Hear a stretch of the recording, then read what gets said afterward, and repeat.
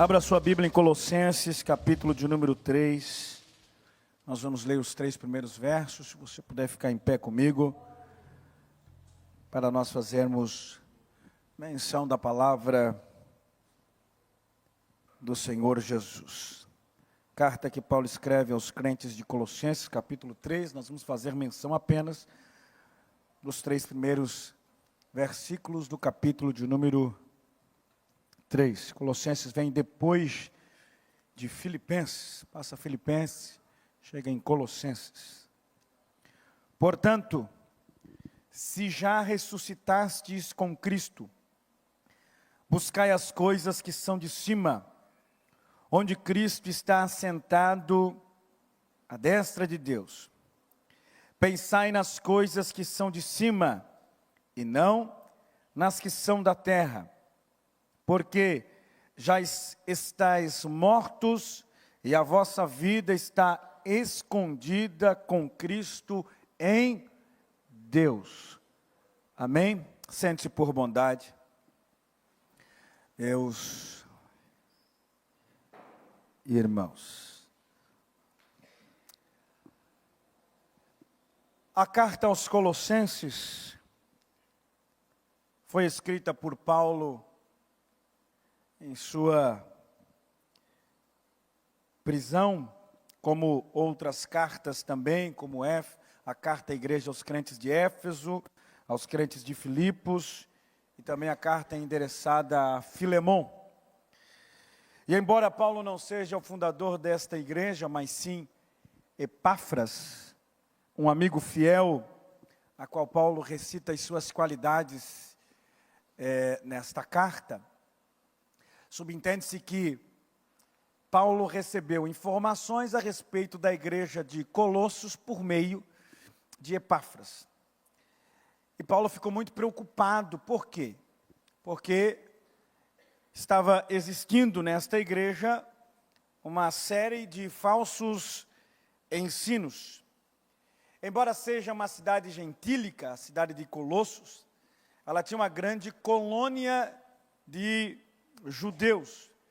Então aqueles que faziam parte da igreja eram mistos entre gentios e também judeus. E as heresias que eram impostas sobre esta igreja vinham tanto da parte dos judeus com seus legalismo, como também dos gentios com seus misticismo pagãos. Não está claro na carta qual literalmente seja a heresia surgida. No entanto, pelas refutações que nós temos do apóstolo Paulo referente a estas heresias, deduz que houve uma mistura estranha de ensinos cristãos, tradições judaicas, como também filosofias pagãs. O que se nota na carta é que o elemento que foi refutado por Paulo, que mais tarde ficou conhecido como gnosticismo, e o gnosticismo é uma ideia de que Jesus não veio como um ser humano, ou literalmente não era um ser humano. Uma crença que negava veementemente a humanidade de Cristo, e aplicavam que a matéria em si era má, e por isso que não tinha como o Cristo ter vindo no seu ser humano. E havia também a questão que envolvia a circuncisão, uma prática que os judeus ainda apontavam para a salvação. Se não for circuncidado, não pode ser salvo.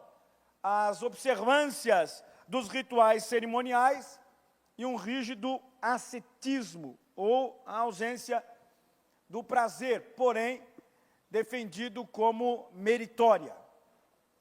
Então Paulo, ele vai refutar estes ensinos, e um dos ensinos que tinha na igreja de Colossos, que trouxeram grande confusão, era o culto aos anjos. Colossenses capítulo 2, verso de número 18. E Paulo trata de diversos assuntos nesta carta, assuntos que são conhecidos por nós: reconciliação, redenção, eleição, perdão e a natureza da igreja.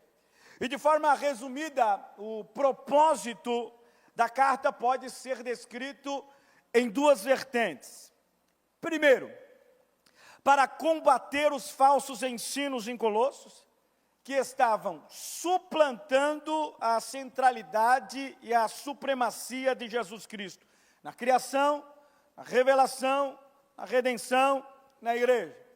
Segundo ponto, para ressaltar a verdadeira natureza da nova vida em Cristo e as exigências para os crentes que estão filiados em Cristo, que vivem para Cristo.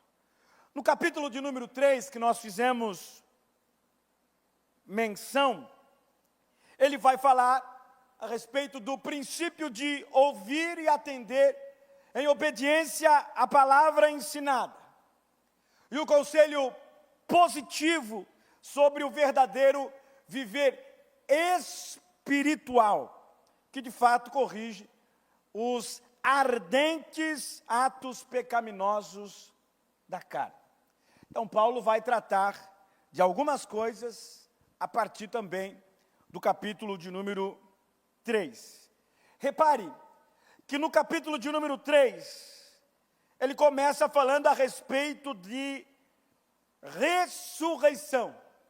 Portanto, uma vez que fostes ressuscitados juntamente com Cristo. E tem uma expressão no texto ali, a expressão se.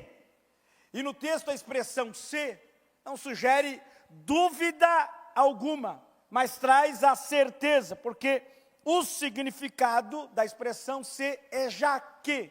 Inclusive na Almeida Revista Atualizada, da versão 88, versão 93, traz a expressão já que fostes ressuscitado com Cristo. E a ideia da ressurreição com Cristo é que no momento da nossa união com Cristo, no momento da nossa conversão, no momento em que nós nos tornamos salvos, nós participamos espiritualmente da sua morte, como também da sua ressurreição. E isso é espiritual, não é carne, não é físico, não é material, é algo espiritual. E nesse processo de participação nós fomos vivificados.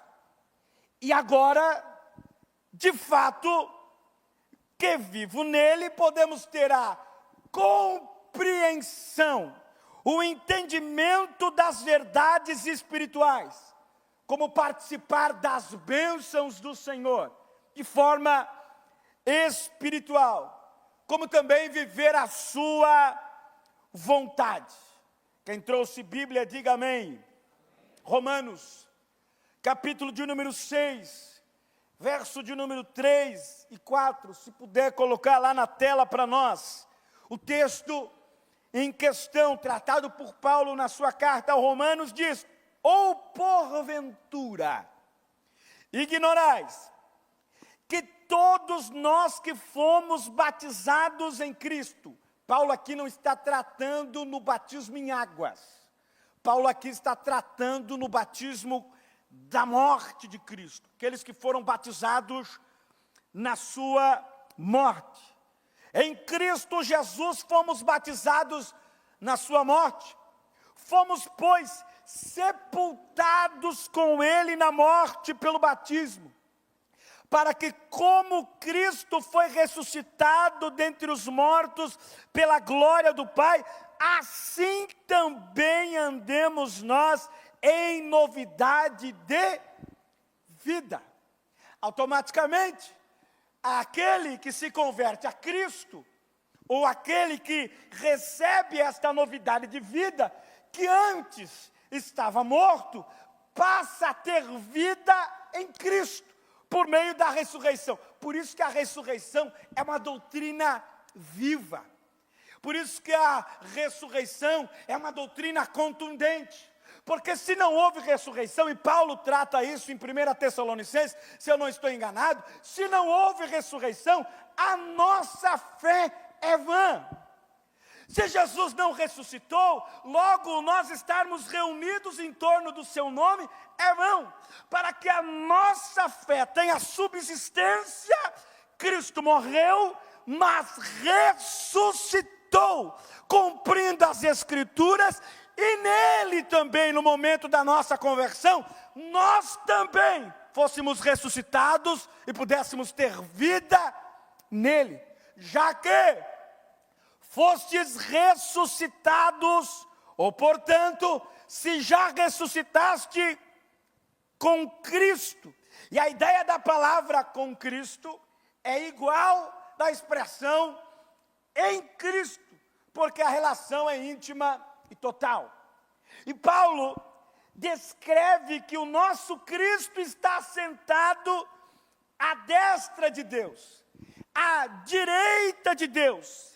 E o estar à direita de Deus, como de fato fazendo parte da Trindade, já que Jesus é Deus, revela a posição de honra e majestade.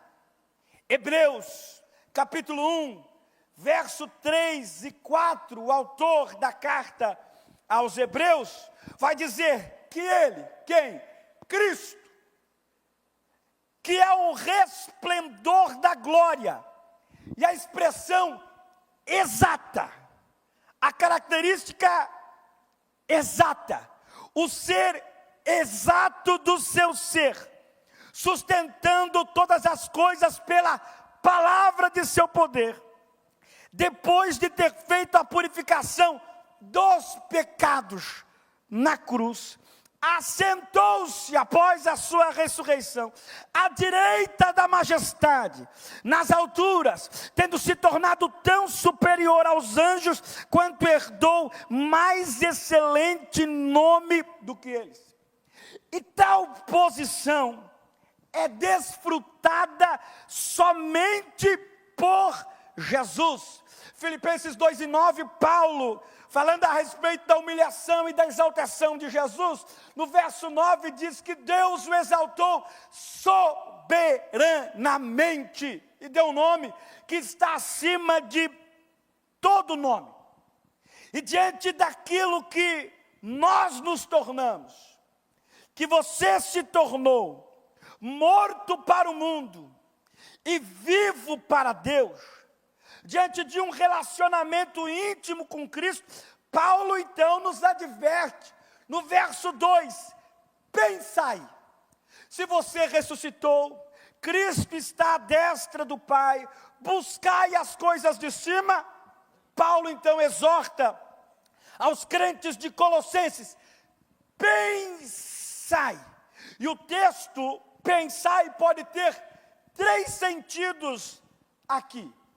O primeiro sentido, dispõe a sua mente. O segundo, tenhais essa disposição interior. O terceiro, estais determinado a certo modo. E o crente em Cristo Jesus, o salvo em Cristo Jesus, aquele que verdadeiramente nasceu de novo, que não anda mais por vista e sim por fé, que não anda mais na carne, mas que vive pelo Espírito, tem que se manter firme nas coisas transcendentes e últimas, isto é, as coisas que são de cima. O verso número 1 tratou de falar da busca, isto é, um empreendimento vitalício, não passageiro. Não um empreendimento que termina, que finaliza, que acaba, mas um empreendimento duradouro, vitalício, que não tem fim, ou uma carreira sem parada do homem em Cristo, da minha pessoa em Cristo. Jesus não trabalha com os covardes nem com os que param. Jesus trabalha com os que perseveram até o fim. Aqueles que acompanham a carreira e empreendem de forma vitalícia a sua vida em Cristo. Se no verso 1 ele fala de busca, e no verso 2 de pensar, significa que A nossa mente deve estar focada no propósito. E qual que é o propósito da nossa vida? O propósito da nossa vida é um só. O propósito da nossa vida é Cristo. O propósito da nossa vida é uma pessoa. O propósito da nossa vida é estar em Cristo. O propósito da nossa vida é andar em Cristo. O propósito da nossa vida é viver para Cristo. Então o propósito da nossa vida não é triplo, não são vários, é um só. Em Cristo nós vivemos um propósito e Ele então implanta o seu plano, o seu propósito em nós e determina de forma soberana a nossa caminhada. E determina de forma soberana o nosso andar. E determina de forma soberana os propósitos, as promessas e aquilo que Ele tem para nós. É por isso que em Cristo nós somos mais do que vencedores, porque os planos de Cristo não têm fim sobre as nossas vidas.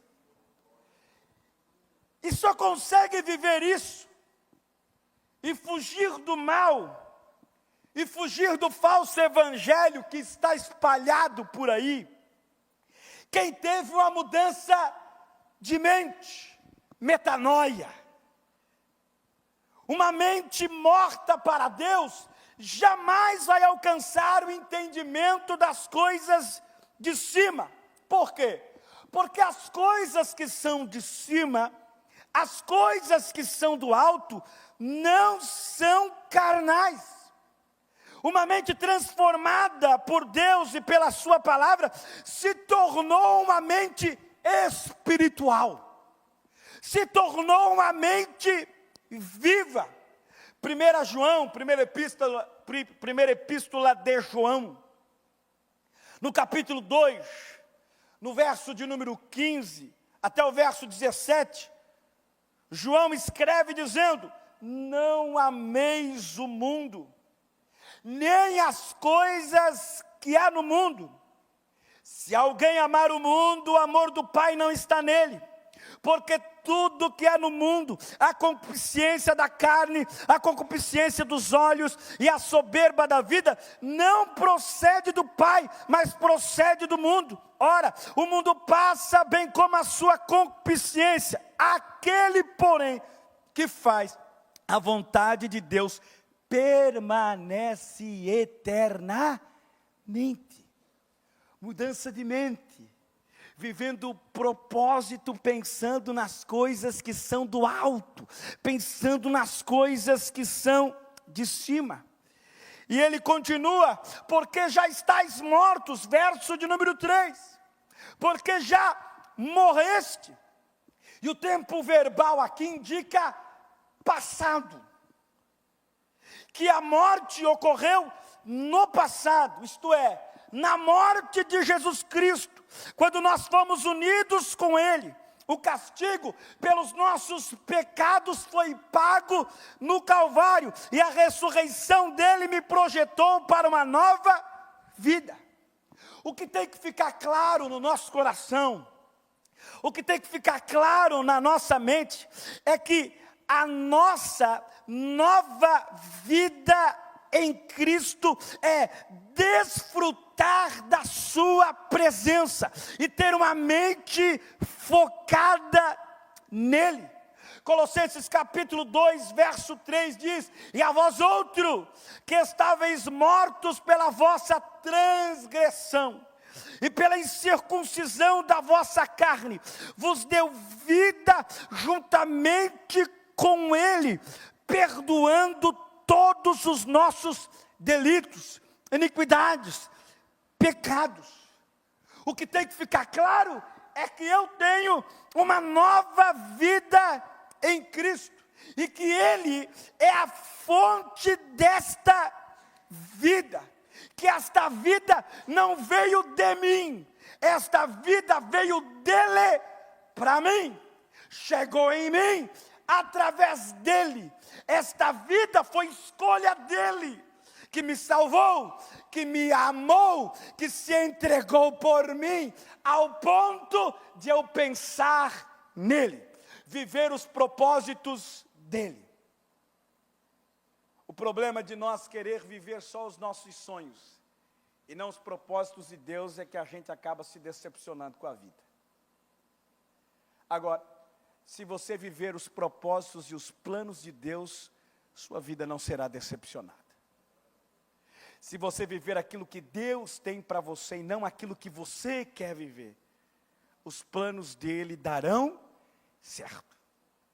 Os planos dele serão efetuados. Os propósitos dele não darão errado. Vai dar certo. E olha como o texto finaliza no verso 3, eu acho isso importante.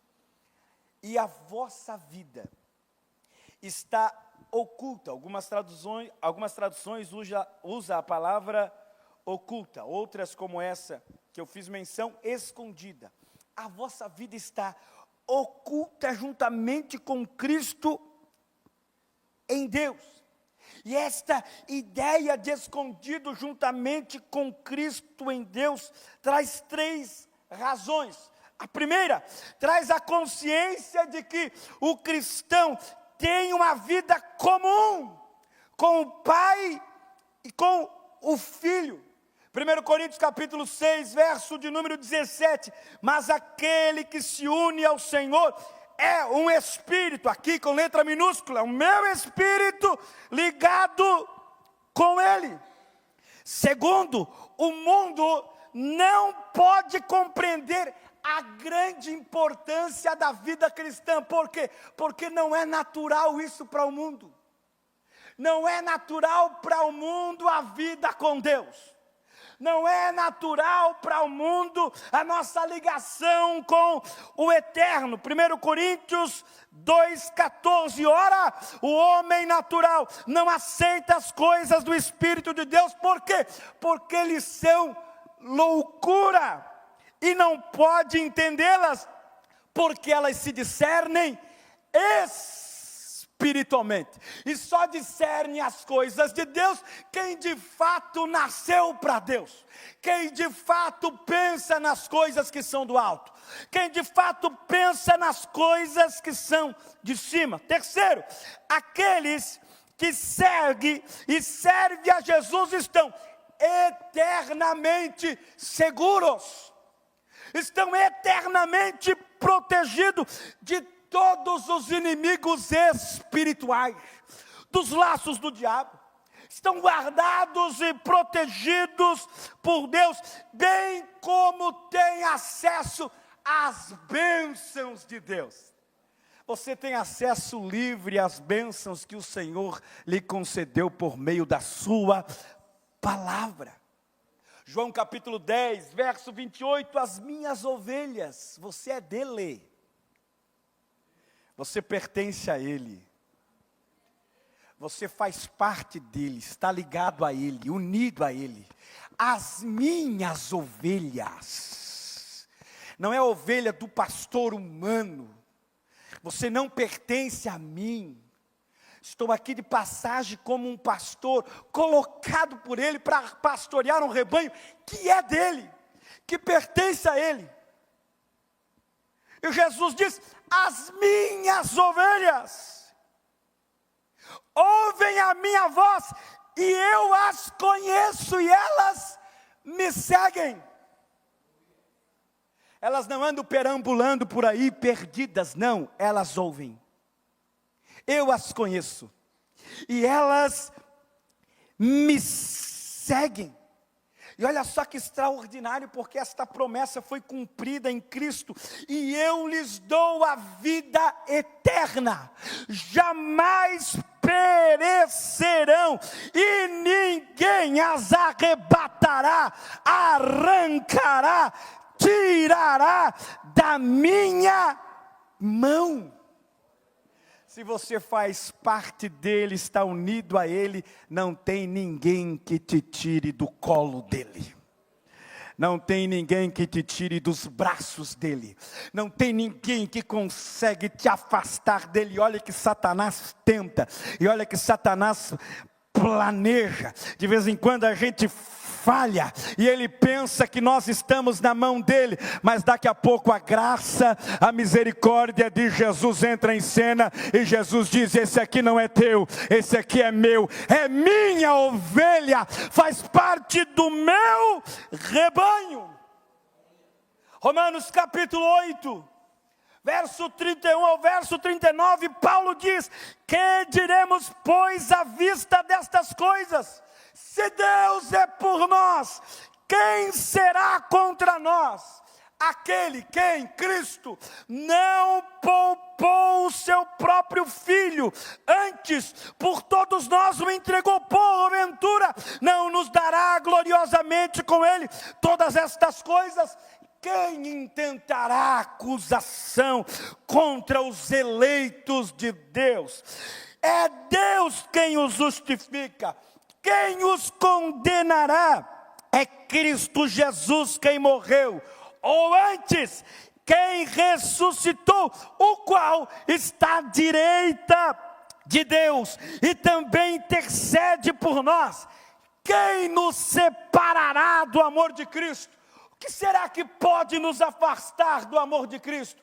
A tribulação pode nos afastar, a angústia pode nos afastar, a perseguição, a fome, a nudez, o perigo ou a espada. Como está escrito, Paulo escrevendo, sendo perseguido, passando por prisões, sendo arrebentado em cadeias, mas ele diz: por amor de ti somos entregues à morte o dia todo, fomos considerados como ovelhas para o matadouro, mas então com a alma engrandecendo a Deus e com gratidão ao Senhor, ele continua dizendo: em todas estas coisas. Que coisas? Tribulação, angústia, perseguição, morte, perigo, espada. Em todas estas coisas, porém, somos mais que vencedores por meio daquele que nos amou, porque eu estou certo de que nem a morte, nem a vida, nem anjos, nem principados, nem coisas do presente, nem as do porvir, nem os poderes, nem a altura, nem a profundidade, nem qualquer outra criatura pode nos separar do amor de Deus que está em Cristo Jesus, nosso Senhor. Ora mahasuiga mahai. Eu estou ligado nele e dele não saio. Eu faço parte dele, dele não saio. Eu estou unido a ele, não tem ninguém que me arrebate da mão dele. Eu fui ressuscitado com ele e vivo para ele, e ninguém pode me arrancar dele. Não tem flechas do diabo, não tem planos de Satanás, não tem propósitos do inferno contra a tua alma, contra a tua casa espiritual, contra a sua vida, que te arrebate da mão dele. Você é dele, pertence a ele, faz parte dele, está unido a ele. Quem pode levantar a mão lá em cima? Dá um glória a Deus bem forte para Jesus. Quem foi encontrado por Jesus, quem estava morto e viveu, quem estava para o pecado e agora está em Cristo, está seguro, guardado, protegido por Jesus, que te tirou da morte para a vida, que te tirou do pecado para a salvação, para você desfrutar de tudo que Ele tem para nós, nesse presente momento, como no futuro prometido. Fique de pé por bondade. Permaneça fiel. Porque fiel, verdadeiro, poderoso, majestoso, foi quem te chamou. Quem te chamou foi Cristo. Quem te chamou foi Deus. Você não é escolha do acaso. Por um acaso Jesus me escolheu. Não. Jesus te escolheu antes mesmo de você se chegar a Ele. Ora mahasui gemahai. Você já estava na mente de Deus. você já estava no coração de Deus. Jesus ia te encontrar. Você tentou fugir, você tentou se esconder, você não queria ser salvo, você não queria ser crente, alguns detestavam, mas Jesus te quis. Jesus queria que você saísse do mundo de escuridão para o mundo da luz que é Ele. Você deixou de ser bode para ser ovelha do pasto do Senhor Jesus. E o que o Senhor tem para nós? O Senhor tem pão fresquinho para te alimentar, tem água cristalina para saciar a tua sede, tem mesa preparada para você sentar, pasto verdejante para você deitar e descansar na presença dEle, porque quem foi encontrado por Ele, desfruta das bênçãos que Ele contém e nos dá. Deixa eu orar por você nessa noite, orar pela sua vida. Pensai nas coisas que são de cima. Não deixe que sua mente seja turbinada pelas coisas de baixo. Você é de cima. Não deixe que o seu coração seja turbinado pelas coisas da terra. Você é de cima. Sua morada é lá em cima. Você aqui é forasteiro, passageiro nessa terra. Sua morada é lá em cima. Pensai nas coisas que são de cima. Buscai as coisas que são do alto.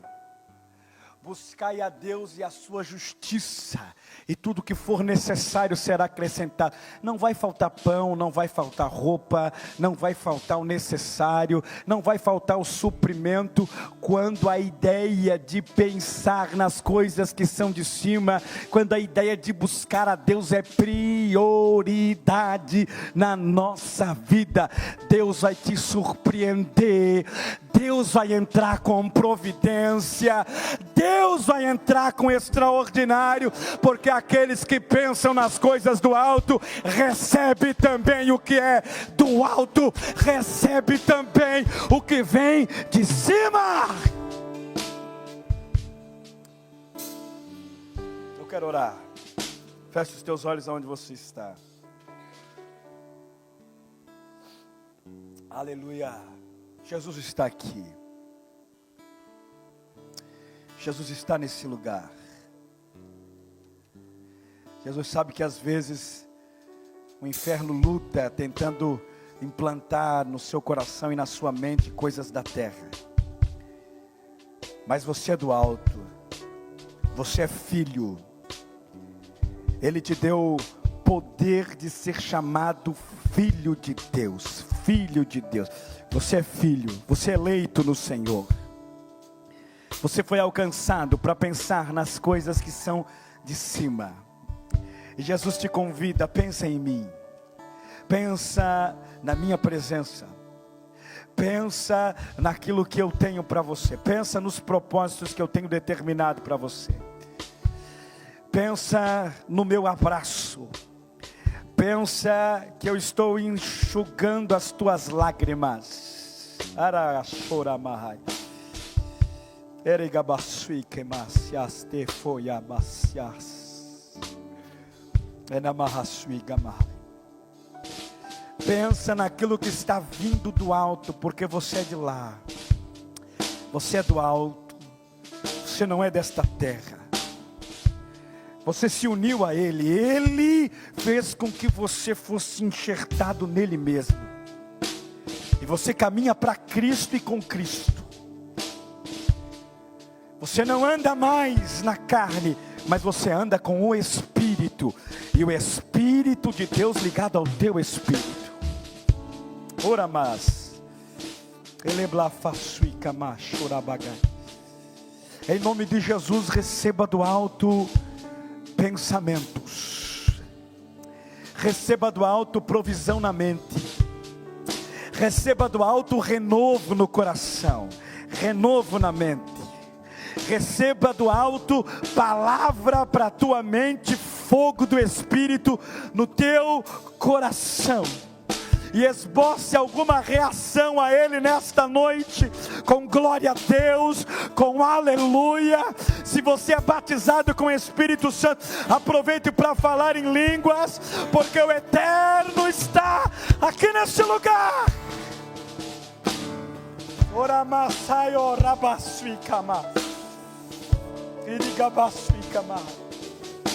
Eu oro, Senhor, e eu creio piamente no que Paulo escreveu em Colossenses 3, 1 ao 3, que nós fomos ressuscitados com Cristo, que está à destra de Deus, e nós buscamos as coisas que são do alto. Pensamos das coisas que são de cima, porque de cima nós somos. Reservamos o nosso coração para mentalizar aquilo que é do alto, e não aquilo que é desta terra, que a traça e a ferrugem consomem. Mas elevamos a nossa busca e os nossos pensamentos ao alto, aonde a traça, aonde a ferrugem não consome e é eterno. Nos ajuda, Senhor, porque como ovelhas do seu pasto, o Senhor nos chama, e nós ouvimos a sua voz, porque conhecemos e a seguimos, e não há ninguém que possa nos tirar das suas mãos, nos arrancar das suas mãos, nos arrebatar das suas mãos. E que o nosso coração seja atrelado a buscar continuamente aquilo que é do alto, e pensar somente em Ti, como o Senhor e Salvador da nossa alma. Nós te louvamos, te agradecemos, em nome de Jesus, amém.